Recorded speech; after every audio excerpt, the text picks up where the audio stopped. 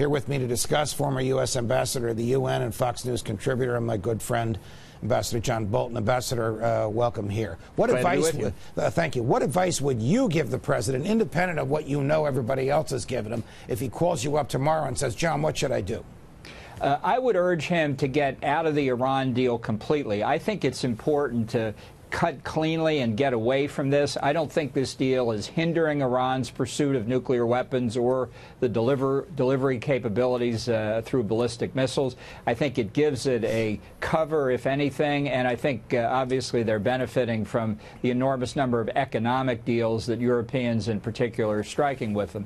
I think when we look at North Korea as well and the possible cooperation between the two, we shouldn't get lost in the weeds here.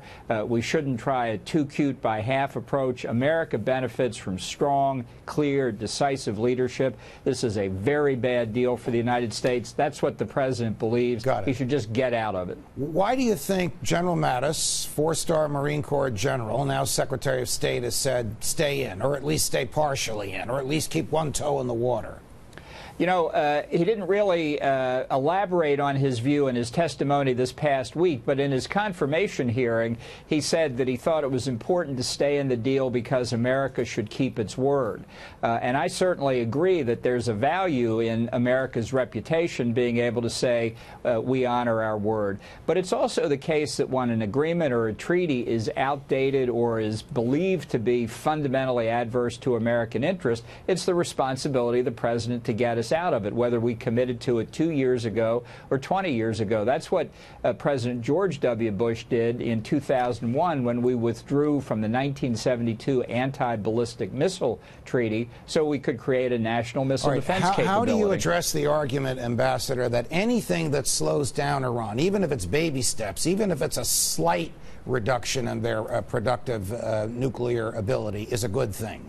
I don't think the evidence is there that this agreement is slowing them down. I don't think we know everything about what Iran is up to, and I do know that every concession they made on the nuclear side, without exception, is trivial and easily reversible. Indeed, although you take everything Iran says with a grain of salt, the head of their atomic energy organization said a few weeks ago they could get back to their previous enrichment levels in a matter of 5 days if they got out of the deal. That's insignificant. Have we ever gone through a period in modern American history, let's say post-World War II, where international agreements of much consequence like this were changed on again, off again, on again, off again, depending upon who's in the White House? I mean, what does that do for American credibility?